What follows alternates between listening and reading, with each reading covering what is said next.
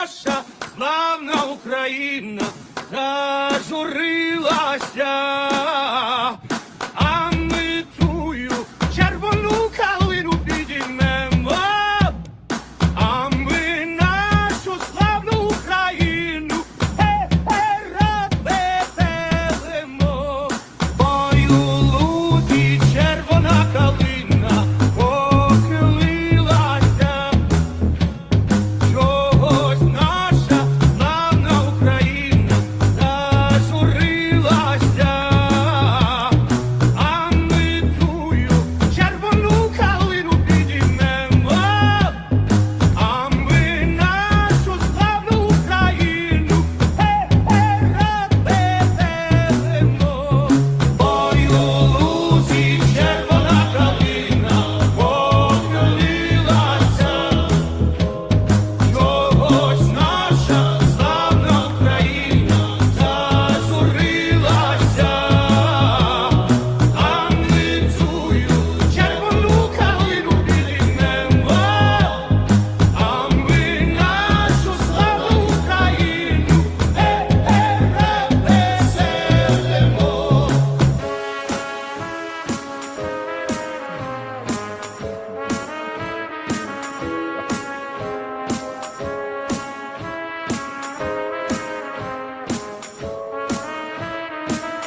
Україну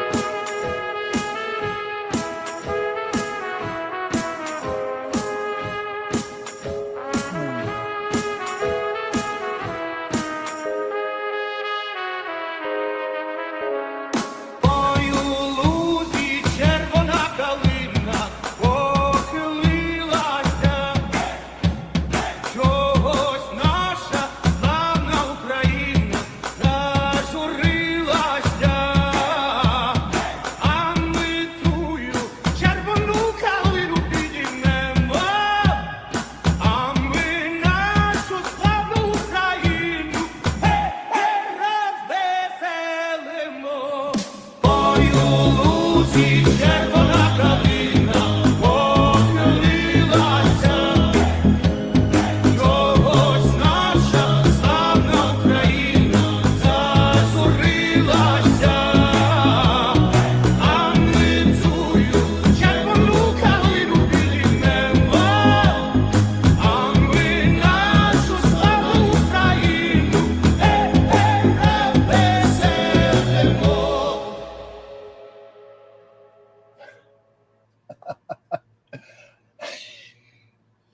Hey, you. Hey, did we go on live this time? Yes. Should we tell people what happened? Go ahead. Tell what.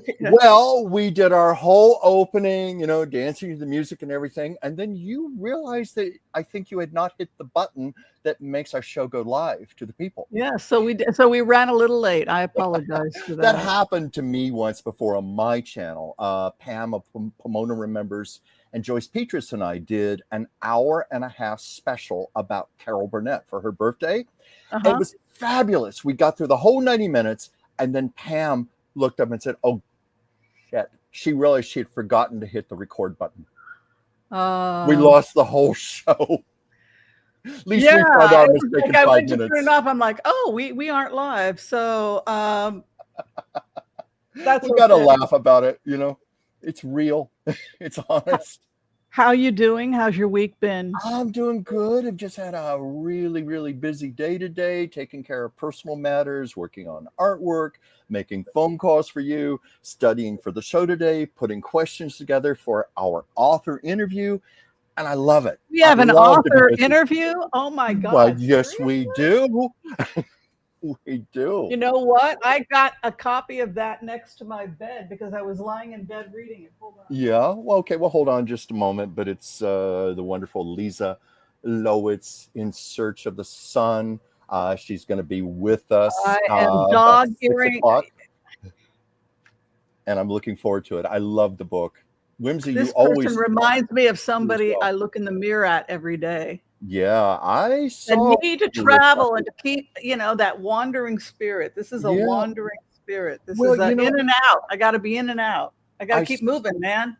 I saw that aspect of you in this, and I knew that's why you chose this book. But for me, I loved about how it was a story of letting go, listening to your heart, and just following which direction that takes you in, wherever it's going to go, and all the unexpected places and the ultimate joys that come from that.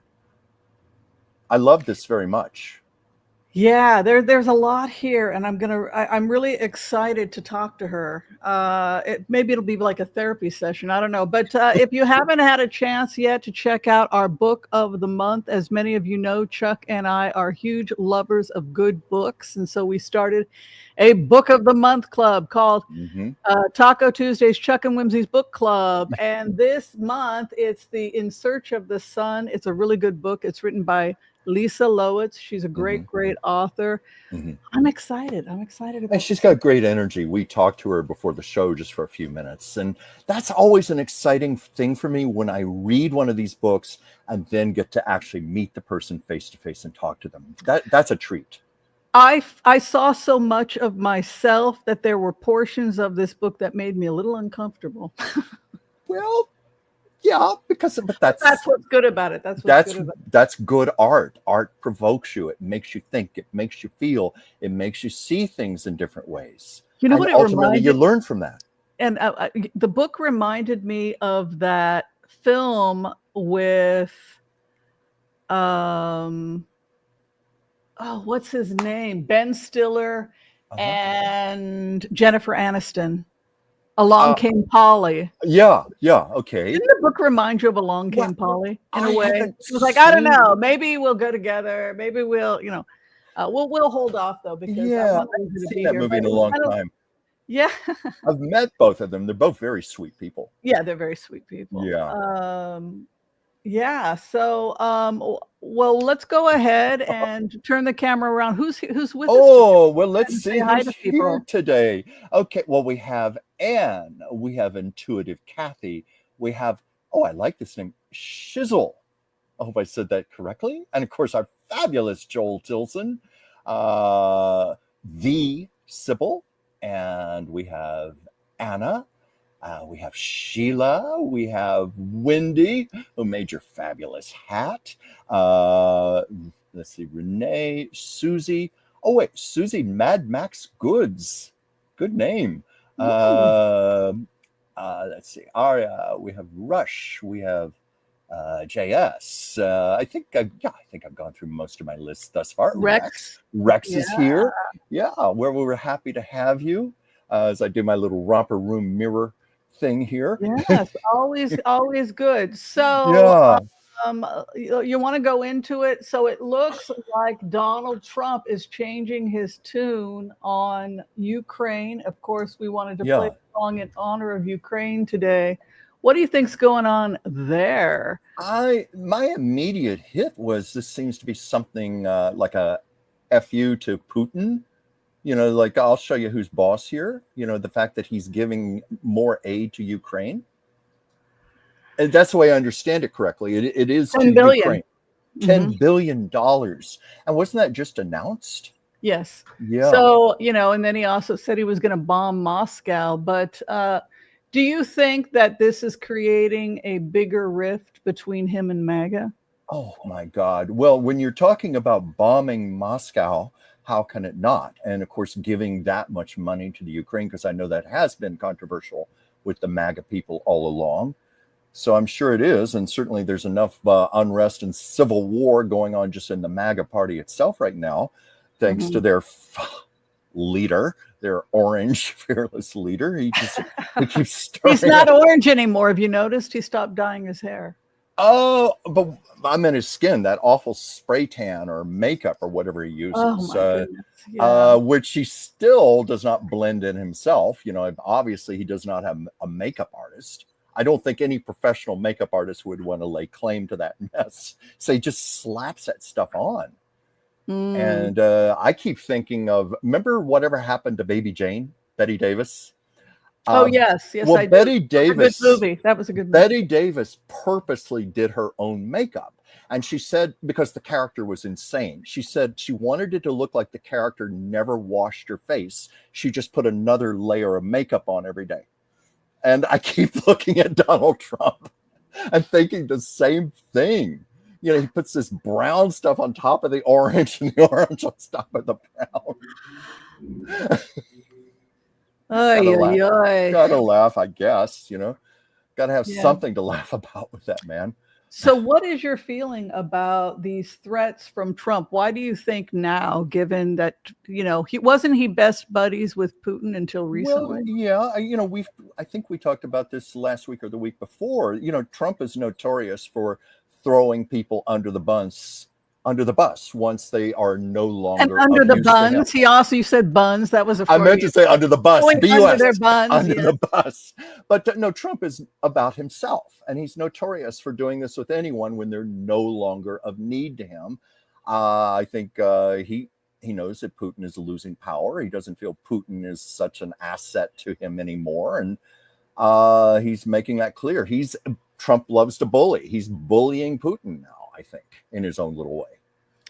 Now, people are saying that Trump is playing a dangerous game because China is now saying, well, we're going to come in and we're going to, supply weapons to Russia since Russia is bankrupt? What do you think about that? I mean, Trump, he's constantly playing dangerous games. It's like he's juggling all of these plates up in the air, and we're just waiting for any moment for anything to crash. But yeah, certainly this could antagonize China. Who knows what this could lead to?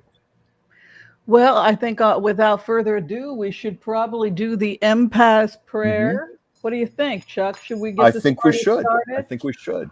All right. So we're going to go ahead and do the empath prayer, and then we will blitz away. If you have trouble getting your questions out, just ask Joel, and he will make them in bold. He is the official floor director. We're very glad to have him here. So we'll be doing blitzes till about 6 o'clock. Then at 6 o'clock, we have in our studios the author Lisa Loitz. It's a heck of a great book. We hope you'll be able to stay for that interview. Yeah. If you need to receive a healing at this time, you can go ahead and give Chuck and myself and the rest of the group here your name or the name of somebody else who you feel needs to receive a healing, and we can include them in our prayers today. Sound good, Chuck? Sounds good. Sounds good. I'm just looking at some of the questions here right now. Yeah, I think we knew what was coming. We were well prepared. I know you were well prepared today. I try to be. I know I have my iPad here. We have an idea what we're going to talk about. I always look to see what the top 5 to 10 news stories are, and I just start taking notes, and that's pretty much how I spend my Tuesdays. And well, we have show notes, so you also. Yeah, but yes, I think you had a rough idea. I mean, you always do a good job, but I mean, thank you. I think you knew what was coming today. Yeah. As best as we can ever know what's coming. Right. Unless a news story hits while we're on the air or something. Yeah. Like that. Yeah. And we'll find out about it, I'm sure, thanks to our wonderful viewers here. All right. So we're going to go ahead and bring in the empath prayer, and please give us your name or the name of somebody you love so that we can include them in our prayers today. Okay. I'm glad Wendy's back from the hospital. She was in the hospital. So send some good vibes. Wendy. I'm glad you're okay. Yeah. So we'll send prayers to her and everyone else. Good vibes today. All right. Let's do it.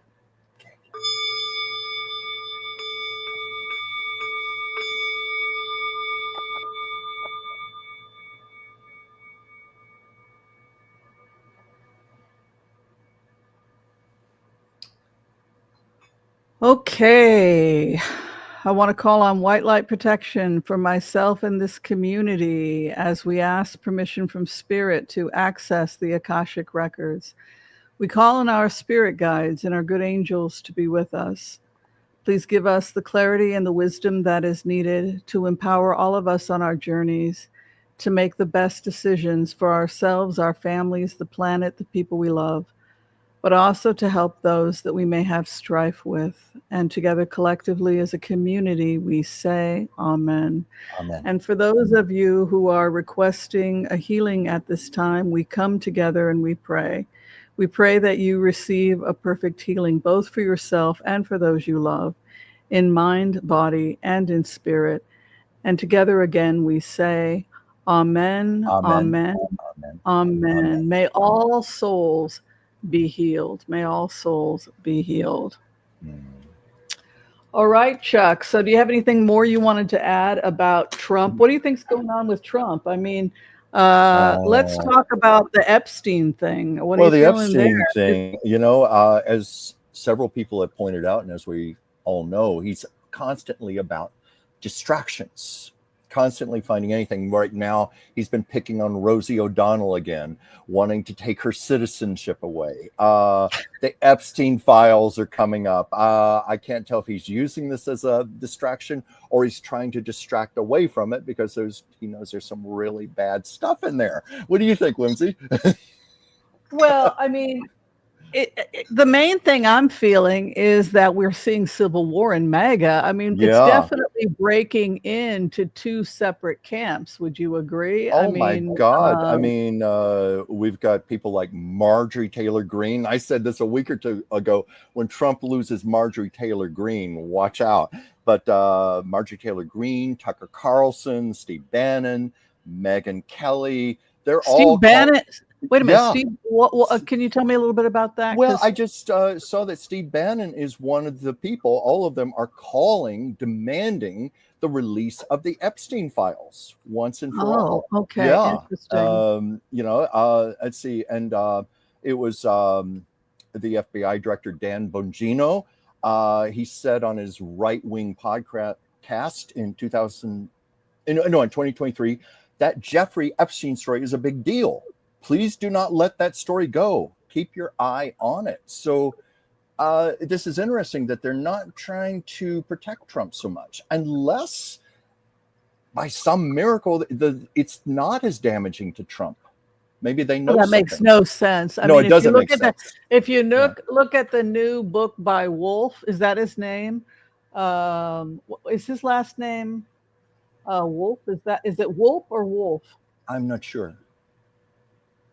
Yeah, Michael Wolf. According to Michael Wolf, he said he has personally seen pictures of Trump with underage girls in compromising positions. So what amazes me is why do people in Trump's circle not know this? Well, I know, because supposedly there are microcassettes, there are DVDs, CDs, computer hard drives, all kinds of evidence. And it's, people have been saying for quite a while, it's very damaging. Allegedly stories of pedophilia, possibly involving Trump. But, someone was pointing out that the Epstein files have been around since Obama. And if there was anything really, really damning to Trump, why did that not come out when he was campaigning for president? That's just one other argument. Well, don't you think that we tried? Don't you think that people tried? That's true. That's true. There could be a lot of suppression.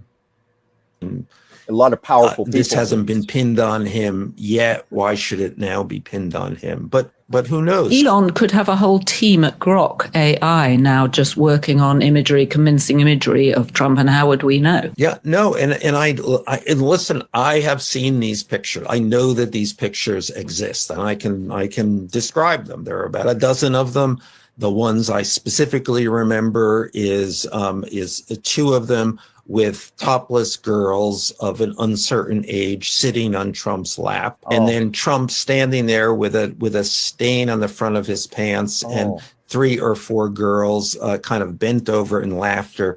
They're topless too, pointing at Trump's pants. God, it's the ultimate in toxic masculinity, this row, isn't it? Well, yeah, I agree with her. It's the ultimate in toxic masculinity. It's horrible. So my question is, this is not new information for Elon Musk. He was sitting on this. They're pretending like they don't know that this guy was kissy face with Epstein. And I don't get how they can just like, well, why isn't he releasing it? We don't understand. We don't understand how this happened. it's like they're holding it over Donald Trump's head. It's like they're teasing him with it. Like, watch your steps. We've got a lot of ammunition here to use, and we're just waiting. Maybe they're just waiting for the right moment, whenever that could be. Because, we mentioned that about Elon Musk. It's almost like, when they were having their feud, like Elon was just dropping that little bomb to say, don't mess with me. I'll really take you down. You don't want to go there. Because this might be the ultimate thing that could bring down Donald Trump.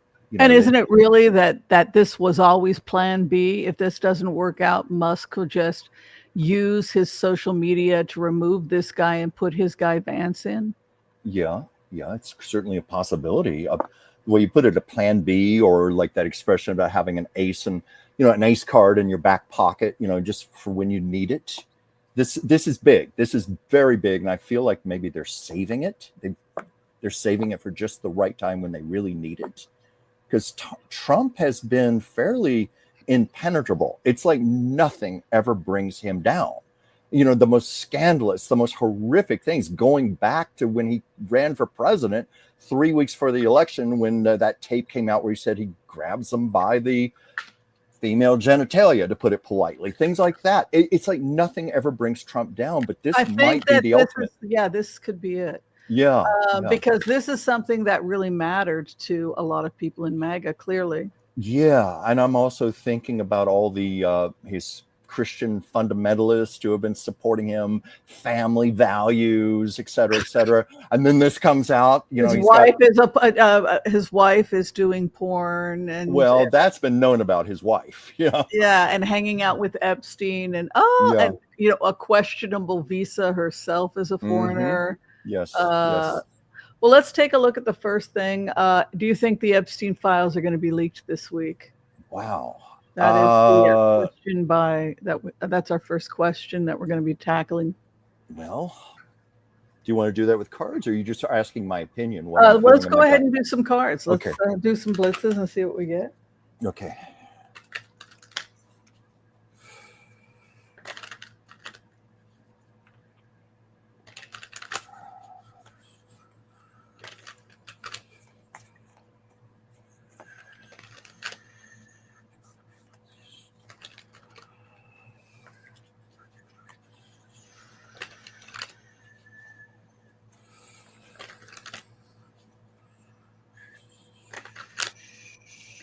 Well, I want to know who showed Michael Wolff those pictures. He says that somebody showed him 12 pictures, and we know that Trump was blackmailing people through the National Enquirer. Yeah. The National Enquirer. Yeah. Rupert Murdoch, does he still own the National Enquirer? Because he was always very pro-Trump. Well, Pecker was catch and kill. They were catching and killing stories, and then why didn't he use it? Because he was blackmailing people. Like Spitzer, is that the guy, the Attorney General, that was choking people and going to porn, going to prostitutes? High class call girls. That sounds familiar. So that's one of the catch and kills, because now I've got crap on the Attorney General of New York. So, yeah, Joyce Petrus here said she believes it was Epstein himself who showed Wolff the photos. What do you think about that, Whimsy? Oh, that's really interesting. Yeah, he spent 100 hours with Epstein. That's a long time to spend. That is a long time. That would make perfect sense that he would have shown, shall we say, some things of interest. But it also harkens back to proof that there's plenty of proof that Epstein was blackmailing high-profile people, and he was taking a kickback. Yeah. Yeah, that's true. So I was just looking down my cards here, and also I'm taking it to the pendulum as well here. I didn't mean to interrupt you. Go ahead. No, go ahead. But the question was, will they be leaked this week, or more they'll be leaked soon? Will they be leaked in the next couple weeks? Or? Will Epstein files be leaked in the next couple of weeks? I'm getting a no on that, but will they be leaked? I'm getting they're going to be leaked, but it may not necessarily be this week or next, but they are going to be leaked. That's what I'm getting with my pendulum. And I just had some cards around this, just kind of showing the situation. The top card I had was decisions. And I think that even looking at this card, decisions, goes back to what I was saying. There are people who are holding this information. They're waiting for the right time to drop the bomb. Decisions. But around the tape itself, I got these three cards: deceit, shame, and shadow. And then with Trump, despair, loss, and then just exhaustion. You know, as you've been picking up too, Trump is just tired. He's sick. He's old. He's overwhelmed. So I'm getting, that's meant by the exhaustion. There's despair. There's loss. But I wasn't getting anything specific. So that's why I went to the pendulum nest. And I asked, well, is it 1 week, 2 weeks? I got a firm no on that. But then are they going to be leaked? I got a big yes. So that's what I have on my end. Yeah, I have a yes, and I have dancing in the streets, and it will be by somebody he trusted.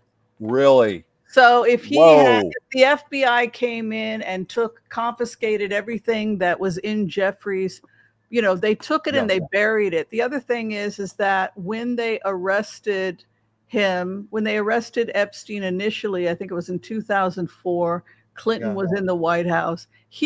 Prior to that, Epstein was meeting with Clinton in the White House, and he was giving dirt. This guy likes this guy likes that. They were honeypots. They were honeypots, and then they were compromising people, including, I believe, a prime minister from the state of Israel. I think, I can't remember the name of which prime minister it was. But so this was something that they were doing. And Wexler from Victoria's Secret was probably compromised. So the guy had no affiliation, evidently, with the stock market since 1981. So where was his money come from? And he had a sizable amount of money. I mean, he lived in a penthouse and, you know, in a snazzy area of New York. But you have this kind of dancing in the streets, and then the 10 of Swords would indicate that Trump will be betrayed by somebody close to him. I'd love to know who that is. But you had people, the VIP list, those were people who were sealed by the FBI. They cooperated. And then as a result, they made a deal with them, and then they buried those names. And the victims of Epstein felt that they had been betrayed by the FBI. And who was the FBI protecting? They were protecting judges and police out of Florida. Where this trafficking, human trafficking, and we've talked about the fact that there's human trafficking that's taking place on the islands, on the private islands, that slavery never ended. They simply changed addresses, the same mentality, the same people, their descendants now just find another address. And so we bought into this story that slavery had come to an end, and we come to find out that they just changed addresses. And so all those people out of Palm Beach, all those people that they were trafficking people out of the Trump modeling agency, all of that was buried by our own government. And it begs the question, why would our government do that? You know, who did they have dirt on? Trump. But and then client list is already public. We know that Trump was on the plane. We know that Clinton was on the plane. Plenty of photographs. That RFK Jr. was on the plane. That Kevin Spacey was on the plane. Prince Andrew. Prince Andrew. The Microsoft billionaire. Gates. Bill Gates. Bill Gates. He was there? I didn't realize that. Yeah. Alan Dershowitz, the writer. Oh, God. So, we have a pretty good idea. I mean, it's the guy from the modeling agency out of New York, or out of Paris, I can't remember his name, who sent triplets. He sent triplet girls from, their families are poor. People will do anything for money. Sent them to go be raped and molested by Epstein. What was his name? Jean-Luc or something? From, I think it was, So the corruption was well known, but you have that he will be betrayed, and they're saying within 30 days. So you asked a week. That's why you got a negative. Yeah. Well, I asked 1 week, 2 weeks. I got no, but then I got it will be leaked. You know, it's interesting. I read wands. Some readers read it as a season. You get Yeah. two tree rings a year. You know, Mhm. if you're talking about how a tree, it'll have two tree rings, and you can cut it. You can tell time. You know how the Yeah. weather was. People before they buy land will cut a tree, and they'll look at whether there Oh, was yes. drought, etc. It's just good. It's old-fashioned farming, right? So some people will hold it. It's a 6-month period. One ace. I've always read it. I've always learned it as 1 month, but it depends on who the readers are. Yeah. But I think it's going to be within this story takes off within 30 days. Yeah, it feels like it's soon. It's just not going to be this quick, like 1 or 2 weeks. So we might be surprised, you know. But I guess what makes me angry, and I guess what's making the audience so upset, is why did our government do this to us? Why did it do this to American citizens that were children in the foster care system or on the streets, kids that were wards of the states? Who is in charge of our government? Yeah. Who are Yeah. these people? Exactly. Never mind that they build nuclear weapons and test them in the desert, which causes radiation poisoning for indigenous people. You know, like, Oh, never yeah. mind, you know, who gave you the authority to do these things? And I have to pay for it with my tax dollars.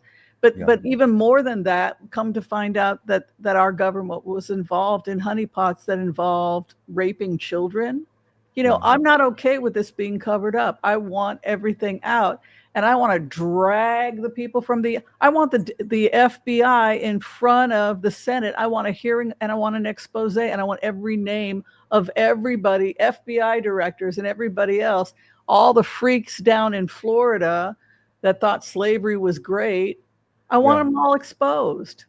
We have to take our country back. Well, you know, the image I get metaphorically is like a pot on a stove, like a pressure cooker pot, and it's just building and it's building and it's going to explode. The lid is going to explode off. And once that happens, this is going to be such a scandal. I think the public is going to demand, the public, what you just said. You know, name names, drag people out, you know, bring justice, you know, anything to save the children. The children are being used as sacrificial what's the word for it? Sacrificial vessels. I keep thinking of how they used to throw innocent virgins, women into volcanoes to sacrifice them. It's like that with the children. I hope that's not a poor comparison there, but that's what it comes to mind for me.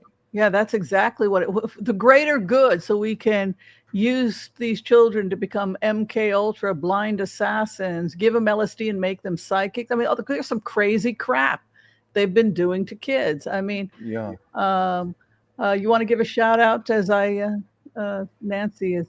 Nancy. Hi, Nancy. Thank you for becoming a new member. We really appreciate having you. Thank you so much.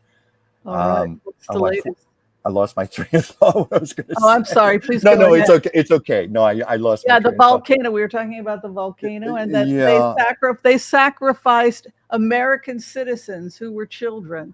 Well, I want these people tarred and feathered. That's what I want. Well, you know, I was going to, maybe this is going on a slightly different tangent, but I see a connection, even like with this big, ugly bill that just got passed that's going to take away health care. It's going to take away SNAP benefits, literally taking food away from children and children who need their medical care to survive, to live. It just shows such callous regard within our government right now for us, the people. You know, they're looking out for their own interests.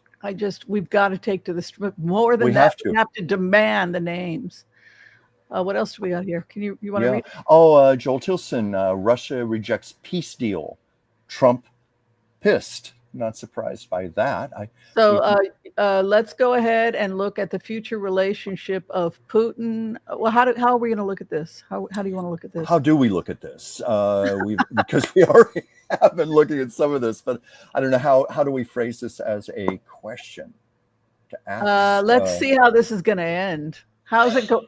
You know, is it going to end with nuclear war? Oh God! You know, I don't. That's like an old question there, Whimsy. I'm worried about China saying that they support. How could you support? How is this going to end? Uh, You know, and then we have this whole thing. Well, where the hell is President Xi? Is he even in prison? I mean, like, who knows if he's even around? yeah. How is this going to end? Um, that's such a huge question. I even flinched a little. How is this going to end when we're talking about nuclear arsenals, Well, Trump, Putin? But do we have to march on Moscow? Is that where we're yeah, at?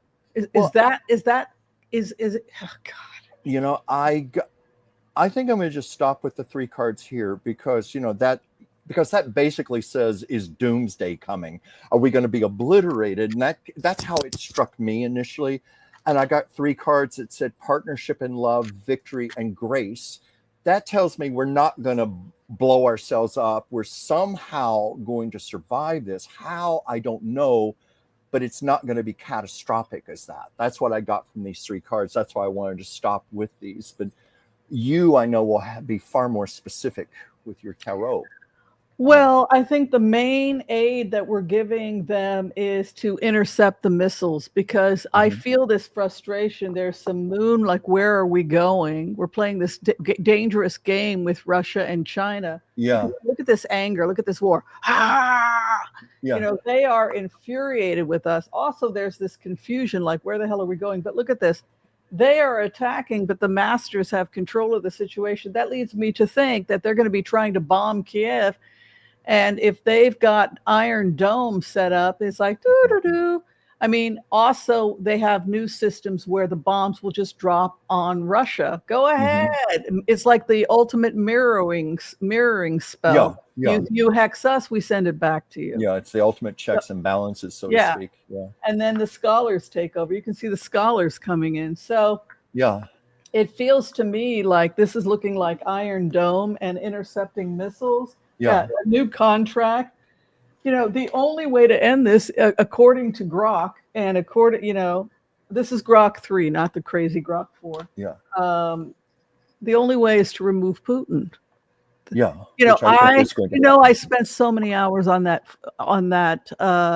those 5 phases. We've talked about the 5 phases ad nauseum.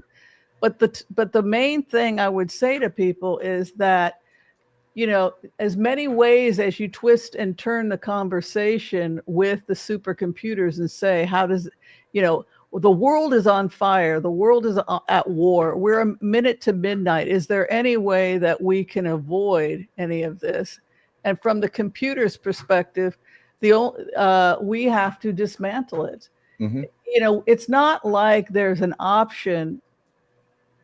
The computer found no way to make a deal with Putin. I guess that's what I'm trying to say. There is no deal to be had because a deal with him means that you're at the mercy of Putin forever. A deal with him means giving Putin more money and giving Iran more money to kill us again. So I went round and round and round and round and round with this, using supercomputers, and there was no way out. That's what people have to realize. There's no way out other than it's not that I'm a warmonger. Somebody said, right. warmonger. No, look, you are not. Show me another way. Show Grok another way.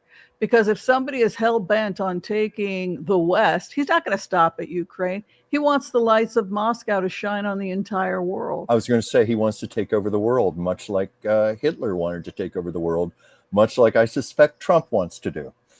So the Oasis has been adopted, and they've started the first humanitarian zone in Rafah. And ceasefire, you know, if we have to bypass ceasefire, but it looks like people that want to leave can leave. And then, man, we're getting real close to Putin being isolated, man. We've been seeing that for several weeks now.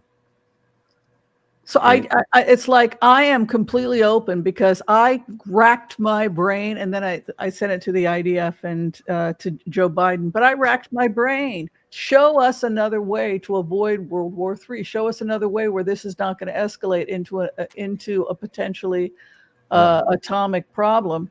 And from Grok's perspective, if people are hell-bent on killing you, if Putin is hell-bent on taking Ukraine, the man is insane and he's got nuclear weapons. Show me another way. There Yeah. is no other way. You've got to dismantle Yeah. Putin and his Iranian leadership. There simply is no other option. Exactly. Not if you want to live. These people should not have nuclear weapons. No, you said it right there. The man is insane and he has nuclear weapons. There is no option with that. I mean, it's like what could go wrong with that scenario? People are like, you're manipulating the computer. Okay, great. What do you got? You want him to walk into Ukraine and then Poland is next? Mm-hmm. And he's taking a playbook from Stalin. Mm-hmm. Show Grok another option. Show Yeah. Colossus computer another option. There simply is no other option. These people there are isn't. crazy. Get them away from the nuclear button. I agree with you. It's interesting you said that he's following the Stalin playbook. I know a lot of people are saying this. Even Heather Cox Richardson said Trump is following the Hitler playbook. He's just not getting away with it, but he's trying to follow it. Yeah, I think we all agree that if someone is here illegally and if they're a threat to the safety of other people, we want them removed. Mm-hmm. But you have to go through a system. The system of checks and balances is there for a reason. You can't just have private armies hired by ICE, $5,000 per head, randomly grabbing people that you don't like because you didn't like an article they wrote and dragging them off to unknown locations. We're not set up for that. Thank God we're not set up for that. But it's frightening, all the ICE raids that are taking place here in Los Angeles right now. It's consuming the local news here. People, working, they're going to places, like Home Depot, the parking lot where a lot of illegal aliens will be trying to get work. They're going to farms where they'd be picking fruits and vegetables, easy targets like that, arresting people, gathering them up. It's really disturbing. It's like, I believe they're trying to meet a daily quota. Well, that's the question. That actually was one of the things that people wanted to talk about, had to do with the ICE raids. And, we can go ahead and take a look at the ICE raids right now. But do you think that it's, what's amazing to me is how many Trump supporters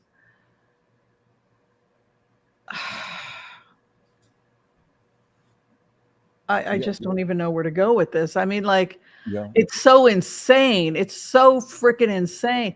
We're not saying the Democrats, we're not saying we want homicidal killers and rapists to be, that's, that's the point they're taking. That's not what we're saying. We're saying that randomly grabbing people off the street for money, you get $5,000.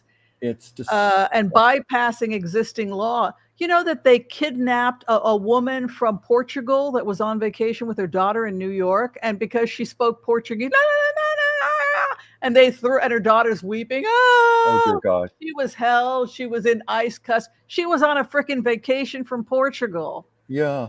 No, we're seeing all kinds of horror stories in the local news. Joel Tilson just brought up about ICE being at Dodger Stadium. I saw one local news story. A woman was crying hysterically because her elderly father had been arrested, and they wouldn't let him take he was diabetic. They wouldn't let him take his insulin or his prescription medications. And she was crying, my father's going to die. He has to have his insulin.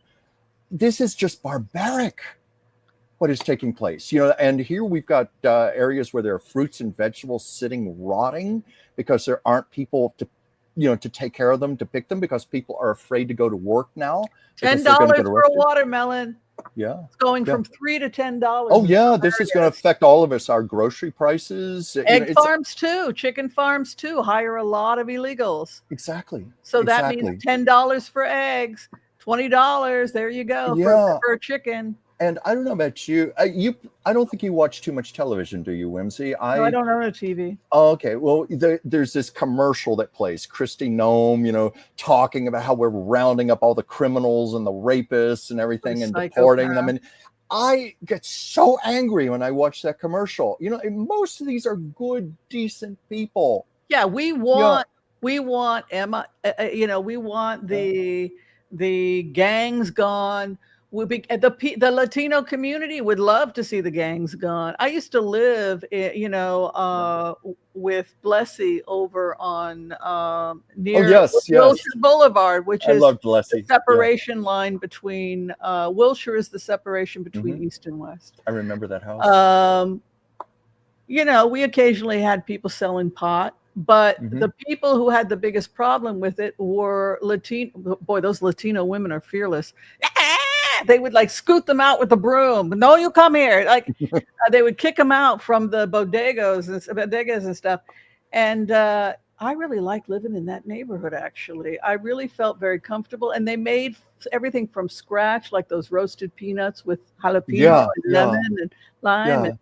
yeah. So That's like a fixture here in LA. they Those make it little out. They stands. make Yeah. it out like these people want criminals in there. No, they want the criminals gone. Yes, of So course. let's take a look at how this is going to end. I've got a bad feeling about this, but Mm, hopefully, I mean, this is just so bad. This is so okay. bad. Now this feels to me like a bit of an open-ended thing to ask. Like, uh, it's going to be bad. We know that, but like ultimately, are you asking what ultimately is going to come, or how it's going to look in the coming months? Yeah, let's look in the next coming months because I Okay, feel like I'm the feeling bad lawsuit. about that. I'm Yeah. feeling like the state versus the feds, and I'm seeing class action lawsuits, and it's death by 1,000 paper cuts. That's what I'm seeing. But Mm-hmm. let's take a look. Uh,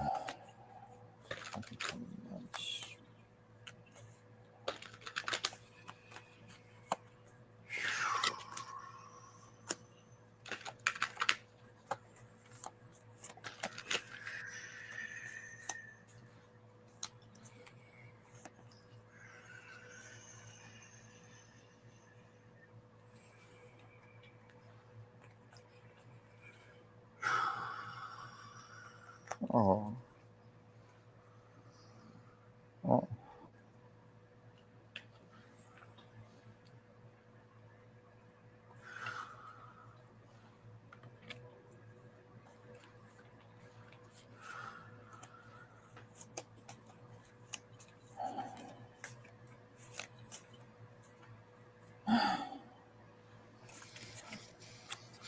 Again, I'm not getting conclusive. I keep getting cards that are more or less just talking about the current situation as it is, and maybe that has to do with maybe how I phrase the question: what's coming in immediately in the immediate months? And this is probably no surprise here, but I'm getting cards like shame, loss, despair, Mhm. deprivation, um, families. Families are being broken apart. There's lots of suffering going on right now. It's evil. But where this is going to go, I don't know. I don't know Well, when this is going to end, how it's going to resolve. unfortunately, I'm not getting things good. The karma. Yeah, There's a feeling like, well, we don't know what to do with these people, so they arrest all these people. It's Two of Pentacles, and then the karma. But our response is, we bring in the lawyers, we bring in, yeah, everybody that's part of the ACLU is on this. Everybody that's part of the ADL is on. All the yeah. good lawyers that fight for everybody is working 24/7. This is inhuman to deny someone their insulin. This is you're Of murdering course, people. that's murder. Thank you. That's exactly what that is. I mean, but those are the kind of stories we're seeing on local news here right now. This is just LA, and It's even also in violation of the Geneva Pact. You're not that we're at yeah, war with these people, but giving them basic medical needs. You can see the masters coming in. yeah, But this confusion, and what's terrifying is that they're saying into me in the remote, we plan on expanding our raids. So you have more raids coming. mm-hmm, So before this yeah, nightmare ends, we're going to be seeing more raids, unfortunately. yeah. I just don't We see don't like to anything give good for bad quite a news, but while. that's, they're going, it's just really That's the scary. last thing we want to do is give bad news, but we also want to be honest with whatever we're getting for whatever it does mean. And I didn't want to interrupt you. I hope I'm not interrupting. Are you finished? Because I was going to say that Karen Bass, our mayor, has been talking about how Los Angeles is being used as a test city. They want to see how much they can get away with here and then start applying it in other cities around the country. And of course, LA is also an easy target because it is a city. We have so many illegal immigrants coming up from Mexico and from Central America here, so they know to come here. It's easy targets. Just go to a farm, go to Home Depot parking lot. But it's just the cruelty is so appalling. what can we do? That's what people want to know. What can we do to help these people? Like my mother declared her home a sanctuary home when they tried to do this under um, Biden? Ronald. I think it was Ronald Reagan. Or was it? Yeah, and I think my mother was hiding people literally in her basement. Really?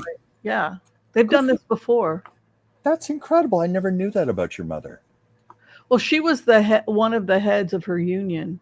She was a union activist. Oh. Yeah, she was a big union activist, and she was interviewed. Why are you doing this? Sanctuary cities. Why are you hiding people in your basement? And she was saying, because I'm a nice Jewish girl, and people hid us in basements. It's like we're not talking about criminals. We're talking about people that fled Venezuela because they would have died if they stayed. Yeah. Or there was no food. These are they just want to work. Yes, And yes. in many cases, they did have us. They were asylum seekers. They weren't doing anything illegal. And Yeah. those are the people they're targeting. The people that are working, the people that were going to, like you said, the people that were going to the courthouse to get their papers. What the hell is this? This is not the drug dealers and the pedophiles. No. Yeah, we agree with you. Go use the system, take our taxes to get killers out of here and rapists and killers.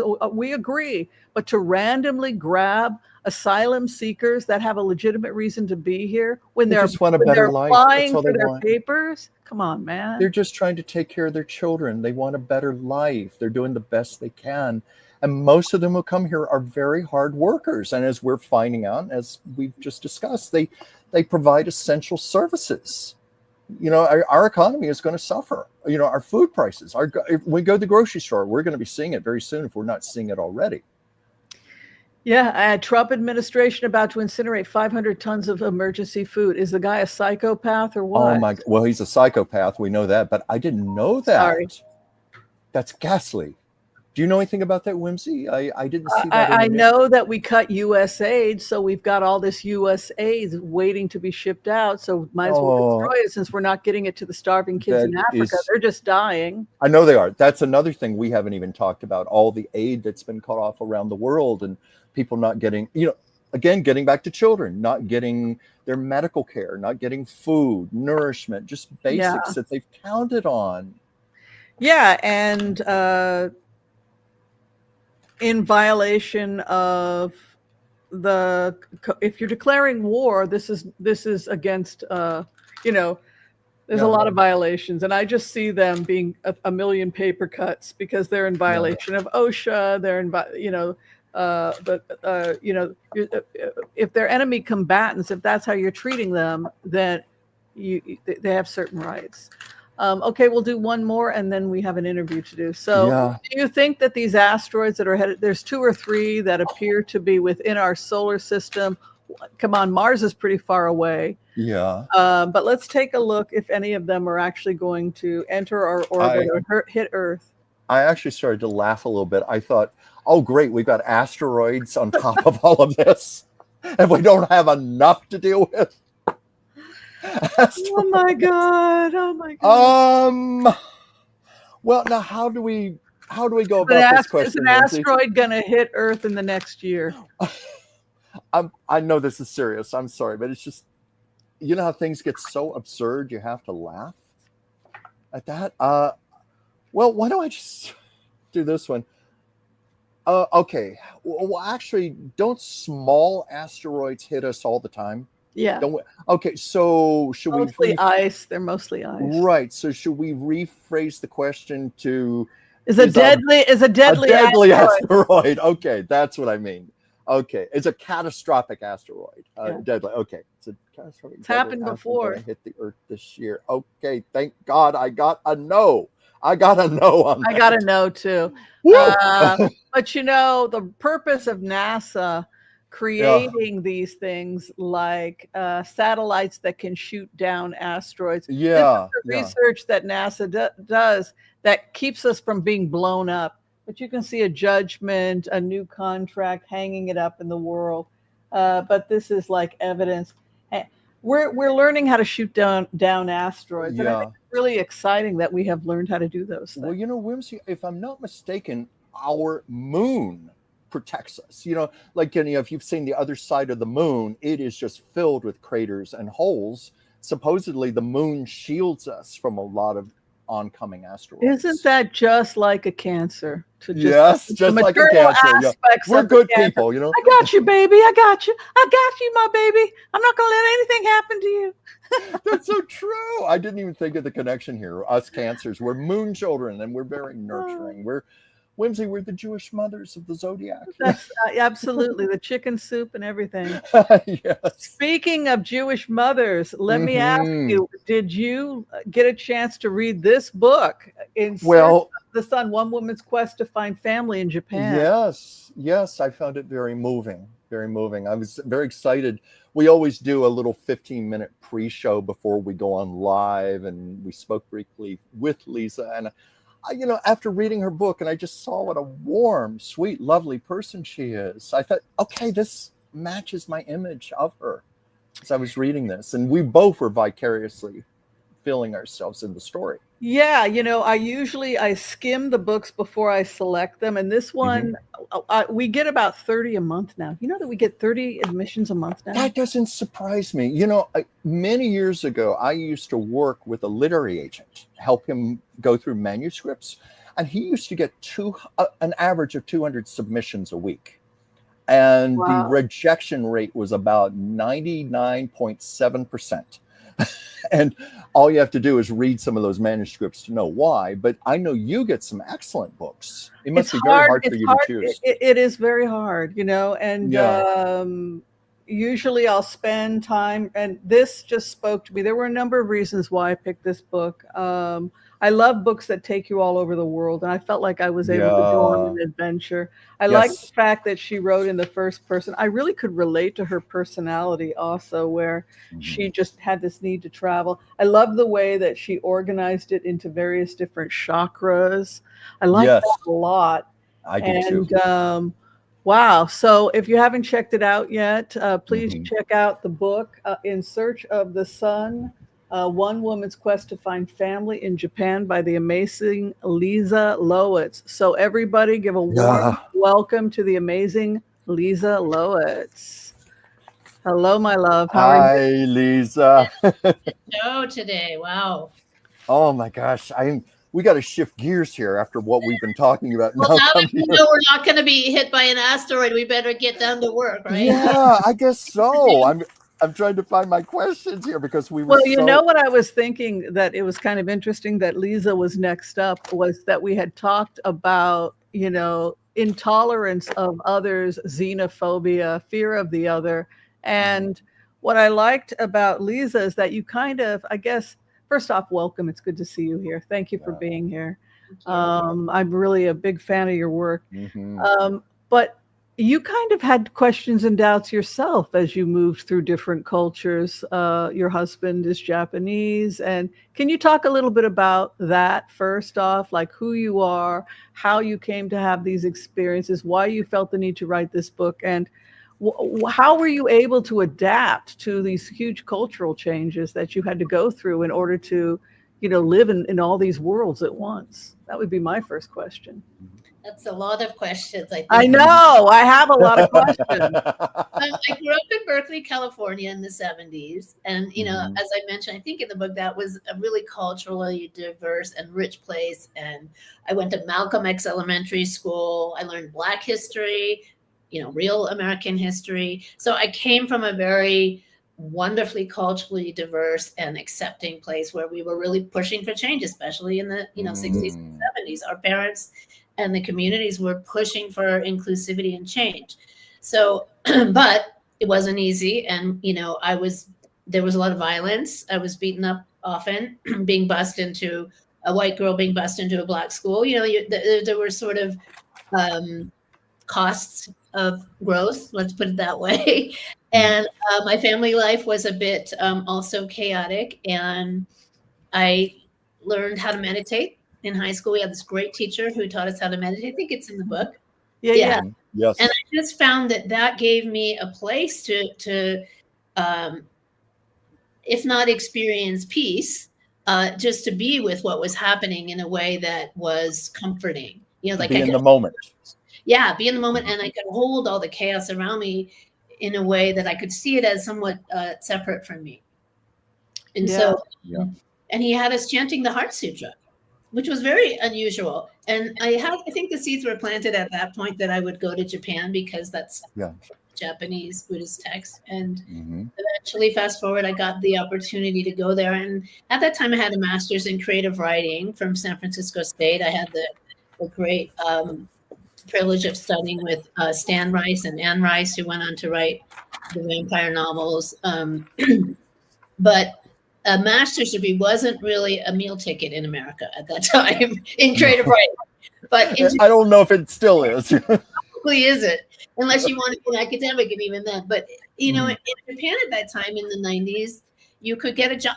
You could get a good job with a master's in English. And so a lot of people like me went over to Japan and taught English. And that's kind of how I got there. And then I met my husband, as I describe in the book. But I never imagined I would end up with marrying a Japanese man, because in my mind, I had a very stereotypical view of Japanese men, and I'm a very independent. I like to think of myself as a very independent Western woman. But so it was ironic that I ended up in a very, on the surface, homogenous society. Japan is actually not homogenous ethnically.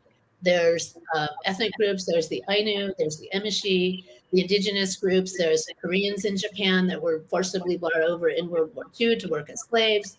There are actually ethnicities within Japan that, Japan doesn't want you to know about. But it was a learning curve for me. Certainly. I loved, how you wrote about letting go, listening to your heart. That's why I said, like with your yoga, you were being in the moment, because sometimes I think we do have to just go moment to moment and listen wherever that's going to take us. And there was something in your book, I wrote this down because I loved it. You said, when something doesn't come easy, it is often a test. A test helps us to awaken to and hopefully grow beyond perceived limits. And and I hope I'm not giving anything away here, because obviously part of your book is about becoming a mother. And you said, could my crooked road to motherhood be a test? And could this test be a miracle in itself? I was like, whoa, I love that. I love that, because I certainly that applies to things in my life, things that I question, like, why is this happening? Where is this leading to? That's why I've always loved journal writing, because I can chart things, and I can look like 3 months ahead, 6 months later, and see why things happened. And I do see every single thing has a reason. Yeah. And I don't know if you had anything you could elaborate upon that. Yeah. I mean, there's that kind of phrase, God doesn't give you more than you can handle, which is sort of true and sort of not true. And, I think that everything that happens to us because it's designed to help us grow in some way, and if we look at it that way, and if we sort of have a bigger picture, not a victim here, but actually this was a choice I made, whether it's conscious or unconscious, then what can I learn from this? It's a really useful way to look at things, because I was a victim for the first, 20 some years of my life. We've all been there. Yeah, right. And then there's something when you just fucking grow up and you say, okay, I can't blame anybody else for my life. I can't blame other circumstances. And if I don't like this life, how can I change it? And how can I make the life that I want to live? That's like ultimate empowerment. I think that's what I was getting from your book. Yeah. And so the tests, that I found, and also as an independent woman, sort of, in the land of consensus, wa, which they call it in Japan, harmony and consensus, everything is done as a communal decision. Independence is not valued there. And so it was almost like my worst fear, like, oh, I'm going to this country where who you are is not, those traits are not actually valued really, like the nail that sticks up gets pounded down. That's a common phrase in Japan, and it's still the truth. So what do I have to learn from, given that I'm in this situation? How can I had this yoga studio where I offered people a chance to be themselves. So I gave them the opportunity to be themselves in a culture that maybe didn't. And then I found that this book is a story about adoption. It's about adopting a child. Yes. When I was 44. And I want to say that I think he kind of adopted me. Like ever Mhm. since I adopted him, but actually this kid Mhm. adopted us because he kept calling to me, and I was fine. I was trying Mhm. to find him. Like when I I meditate, love that. yeah. I And so love that. Yeah. he's not going to come from my biological. He's not going to come from my womb, but he's going to come from my heart, and Yeah. that's the way that I need to start looking for him. Well, it's considered a higher karma too, like creating not that it isn't a beautiful karma to give birth, because that can be very meaningful, but there are lots of people that give birth and have biological children and abuse them, discard them, etc. So it doesn't guarantee you're going to become a better person, but to save a life, Mm-hmm. is a much higher spiritual level. So I think that's another way of looking at it. I was blown away by the fact that you were given gifts pretty early on. Like, even though your childhood was difficult and you kind of like moved around a lot, like the teacher that taught you how to meditate, Mhm. I feel like you were given gifts. Like, from a Buddhist perspective, you may have not had the money or the fame or whatever, but you had spiritual gifts at a very, very early age. And I think that is why you became the person you became. Is that how you felt about it? That's really beautiful. I mean, absolutely. I think we're given gifts all the time. We don't necessarily see them as gifts. And because sometimes they're challenging and they don't look like a gift, like they may push us in, like in a place where, oh gosh, I don't want to have to do that. But that's how we grow. And I was very fortunate to have grown up in Berkeley in the 60s and 70s in a time when, Zen and these sorts of Eastern practices were being explored. The beats and all these people were embracing, they were rejecting commercialism, they were rejecting racism, they were rejecting discrimination, even, not even then, I mean, always. And so the Zen lifestyle, I think, offered a way to find peace and be in nature and be and one with yourself. And I think that I was a product of my environment in that way. Yeah. Mhm. And I love Ra- that. Raymond Dispascali says it's very simple to be happy, but it is very difficult to be simple. Mm-hmm. Tagore, that's beautiful. But it's like in that simplicity, that's where you get the answers. I just loved, like, I'll confess, I saved the last chapters of your book to read today because I like it to be fresh for me when I'm talking to the author and I want to experience the ending. So I finished it today, and I just got increasingly emotional as I read it. I got excited for you. I saw parts of myself, but I loved, like in the yoga studio, how you were encouraging people to be themselves in a Yeah. culture that's not used to that. Do you think that was your Americanism, if that's such a word? You're being American, you brought that Yeah, cultural that's a good sense to point. that. Absolutely. And I Yeah. think that was how I could find my place there and my purpose there. Like Mm-hmm. I was an English teacher for many years, and I was a journalist and a writer there as well. But then I opened a yoga studio, and I found that I could offer people the place to be themselves as they were, just come as they were, Yeah. that I had been given in my life, as Whimsy said, by certain teachers, that I had been given that gift. And so it was so transformational. And I had people come, strangers would just come and let go or cry, and doing partner yoga when I first started, all the other Japanese yoga teachers, oh no, Japanese people won't touch a stranger. And I said, well, they're going to, and they're going to like it. And now everybody does it, because Yeah. I'm not claiming that I started it, but I was perhaps one of the first people to, let's just do this as an experiment. Yeah. It's a choice. It's an option. If you want to partner with a stranger, see how it is. And honestly, it warms my heart to see now in yoga magazines, partner yoga is everywhere in Japan. But at first, and also charity yoga, when I started that, people said, oh, the Japanese are so status conscious. If you do classes for charity, no one will come because they'll think it's not worth anything. And I said, well, you know what? It's my studio. I'm going to do what I want. Yeah. I believe that we should offer yoga to charity to help people. And that was a huge thing. And it's also now a trend in Japan. So I'm very grateful. Yeah, well, I love how it started. When you told the story of appearing on the television show with the comedian, and the cue cards were all, whoever wrote the cue cards got the language wrong. You were apparently on live TV and you were messing up, and you both just started laughing. But the viewers started laughing. And didn't you say that started to draw people to you? Oh, you're the yoga lady on TV. And It gave permission. It's like it broke the ice with everyone, and even that was like a higher blessing. It seemed. Yeah, absolutely. Yeah, I was Absolutely. laughing along with that. Yeah, Well, because in the past, yoga teachers had literally been on a pedestal, and sometimes they're still like that in India too. Uh-huh. And I was just myself, and I'm Yeah. not thin. I'm not particularly flexible. I just do my yoga as a way of Yeah. relaxing and connecting in community and connecting to higher divine Yeah. power and so on. And people really responded to that authenticity. So I was very Mhm. Well, you're very authentic. I mean, just right now, I think Whimsy, you'd agree. You're just delightful to talk yeah, to. absolutely. Love your energy. If anybody in the audience has a question for Lisa, I'm sure she would love to answer it. Anybody have questions about the book?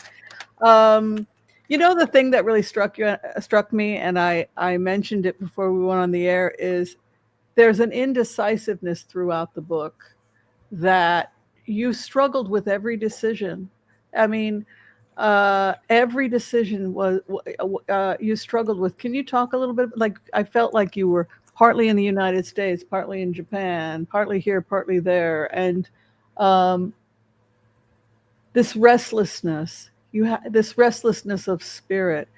Do you think that that's something that you got because your family dynamic was unstable, or do you feel it's just an integral part of yourself? I mean, are you glad you're that way? Because I'm exactly the same way, and I really could relate to you in this book. I actually hadn't seen it that way until you said that. And I don't see myself as indecisive, but I do think I have yes, my family, the way I grew up impacted me, and also my personality. But I think probably fear, I think I was afraid to make a decision and take a path, even though in my life that's exactly what I've done. But Yeah. there's that statement about what is it, courage isn't being unafraid, it's being afraid and doing the thing anyway. Yeah, like everything was so just deciding where to go to school. Everything was a struggle. I mean, you didn't things did not come easy for you. No. Who you married, having a child, Yeah. everything, what the traveling you did, learning yoga, everything was very intense, and there was always this feeling of conflict within you, and should I be here, should I be there, and always trying to straddle two worlds. And I really felt that in the book. Yeah, I think I'm still doing that, as we discussed. But I think for me that,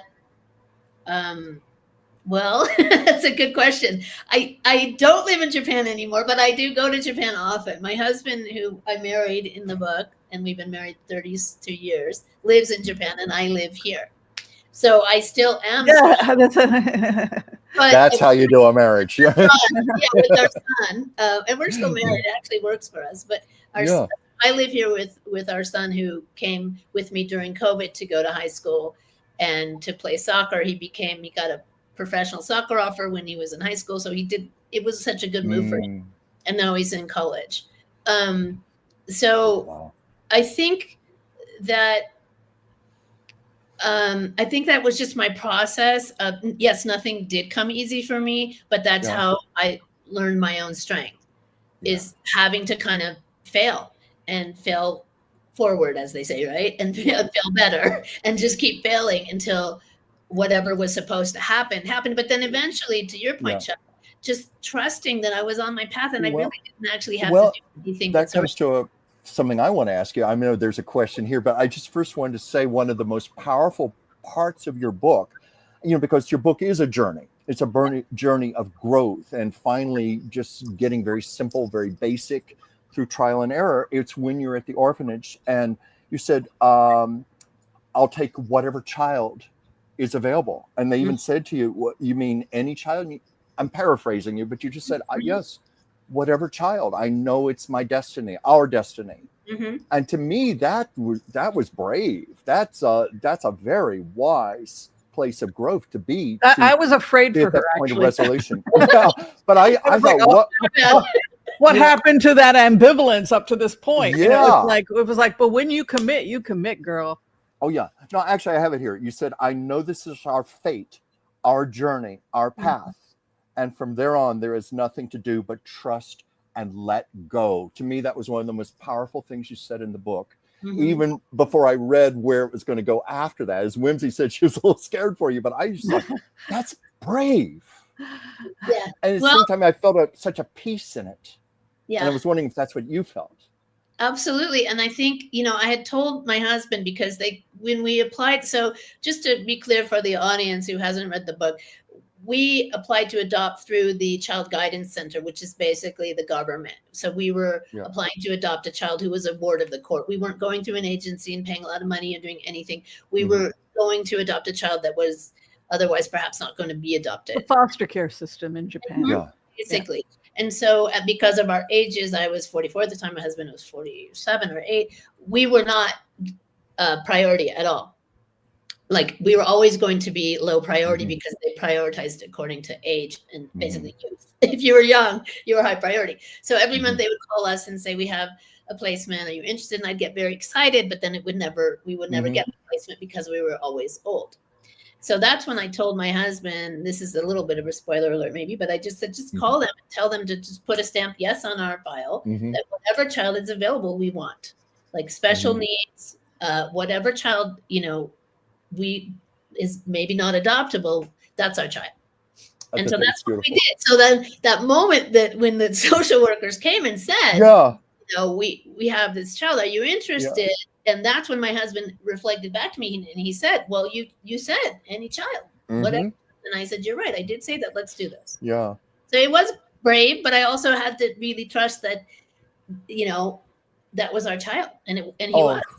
He was. I thought it's just beautiful. That moved me deeply, that part of the book. Well, I'm sorry, Winston, you were saying. L. Angus writes, can you speak about your decision dividing chapters by chakras? I found that very intriguing. I did too. Yeah, so thank you for that question. So I'm a yoga teacher and I've studied yoga and meditation and Buddhism for many, many years. And I was looking for a structure for the book. I don't know if I was looking, but I have found that in my writing, it helps to have a structure. And so as I was kind of putting my notes together, and I kind of wrote this book so that I would remember what happened, so that our son one day, he still hasn't, might want to know what happened and read the book. And it's kind of like, the tree of life in the Kabbalah too. You start from the roots, the root chakra, the first chakra, it's a fundamental, just standing on your own feet and connecting to the earth. And then you move up towards, connection with the divine, with the, 7th or 8th chakras. So I just structured the book around those chakras and my own personal growth through what they taught me and what they reflect. Yeah, it worked well. Yeah. It worked beautifully. I was going to ask you how you corresponded it with the stages of your life, because it just fell into perfect harmony with the chakras, the order of the chakras. Yeah, I think I just, as I moved from an I space, me to a we space, I did have to go through all of those lessons and evolutions that, about what are the chakras, finding your foundation and your creativity, then connecting with people, manifesting, opening your heart, speaking your truth, right? And then your finding your voice, opening intuition, yes, finding your voice, and then finally connecting with the divine and with a larger source of power, the universe. Chakra. Yeah. Wow, amazing. Now, would you do us the honor of reading a section from your book?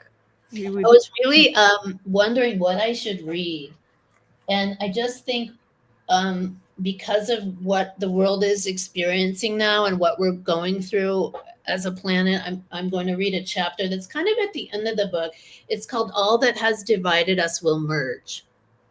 And it's kind of a prayer. And so I wanted to really put that which page for those of us that want to 204 if you have the book.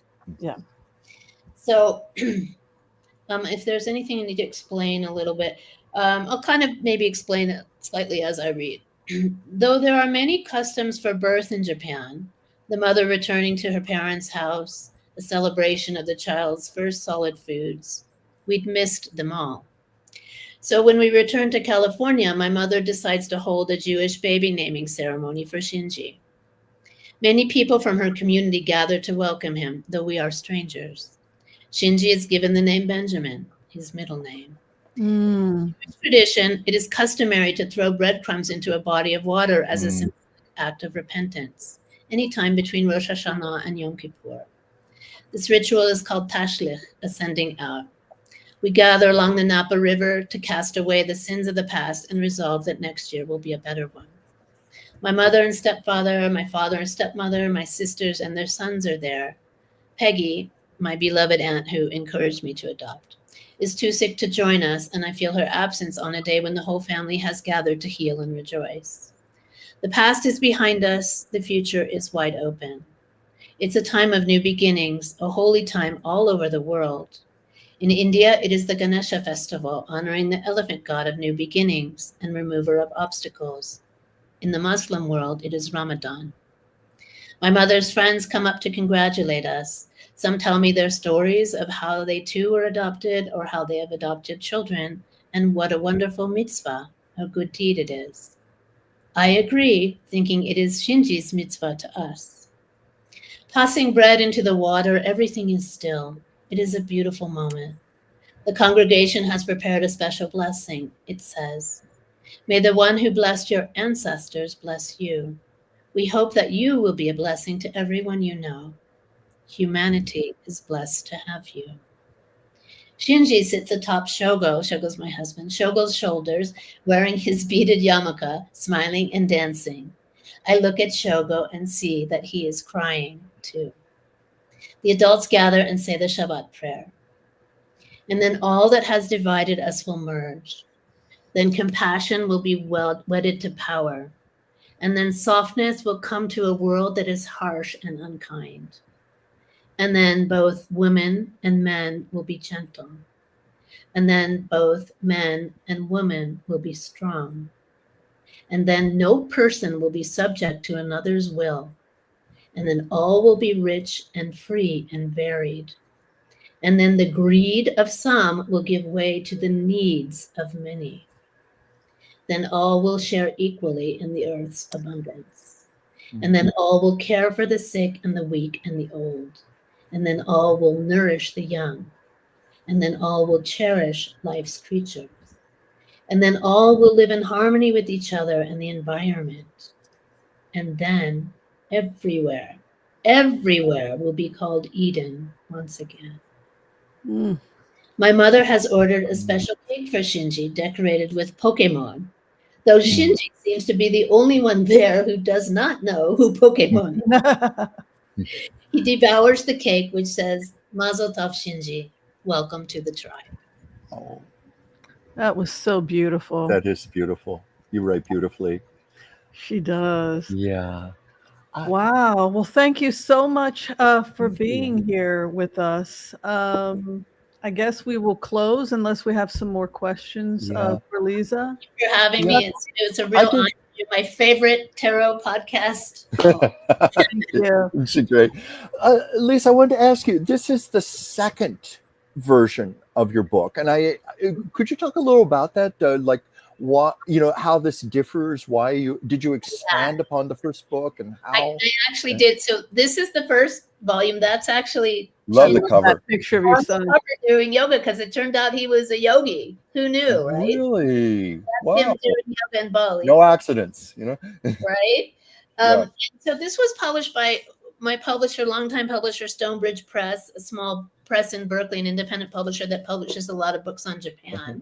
Yeah. And the publisher decided to kind of cut back his titles, and he's getting a little older. So thank you, Rebecca. So he let a lot of books go out of print. And so this was unfortunately one of them. And then I decided, well, I'm going to self-publish it then and just put it out there. And then when I did that, I added a couple chapters. I was an art critic, so I wrote about Yayoi Kusama, the pumpkin lady. I went to her show in LA. I translated some of her poetry. And then I also had the great privilege of sharing yoga with Morgan Freeman.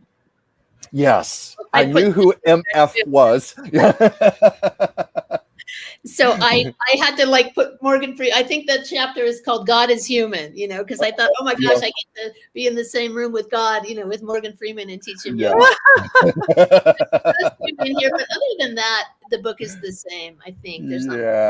Yeah, I was wondering about that. Yeah. No, it's just Well, well, fabulous. thank you everyone Thank you. for being here. Mhm. Chuck, before we close, do you have any announcements for the group? Oh gosh, I feel after this wonderful discussion, I feel silly to even bring up stuff. But yeah, I have my own channel, Chuck's Captivating Chronicles. I do a live stream on Mondays, Chuck's Captivating Chat, 5 p.m. Pacific, 8 p.m. Eastern. I talk more about old Hollywood, I Love Lucy, things like that, and whatever other topics come up. And also, I do readings for people myself. You can reach me at dransfieldchuck@gmail.com. Be my pleasure to read for you or do a portrait for you. I do spirit portraits where I channel the subject, and often I do get messages when I'm doing the portrait for people. Yes, you yeah. do a great job. Thank you. And of course, if you need to reach me, you can reach me through the Booksy, which is information below. Before we close, we have a new book of the month. Lisa, stay where you are. We're going to close with them, but we want you to stay. Okay, so what is the book for the next book club meeting is going to be How the Tin Man Found His Brain. Whoa. You know, it spoke to me. What can I tell you? Yeah. How the Tin Man Found His Brain, One Attorney's Path for Perceptual Development, Danut Debney Shaw. I had a feeling this was a book that you were going to love because you and I, we always talk about the Wizard of Oz. Yes, we do. Yes, We're we big do. film buffs. But this got me curious. Of course, I have not read the whole thing, but I've browsed enough to think I want to read this. Mhm. And also, he uses a lot of imagery from books and literature, like Mirror, Mirror on the Wall. So using these allegories and these archetypes that we can all relate to. So I'm very excited to do this. I'm going to look forward to this. Yeah. So, okay. Thank you, everyone, for being here. Thank you. And I guess we'll see you next time. Be kind to all so that all. Oh, wait a minute. Do we have anything? Do we have anything else, Whimsy?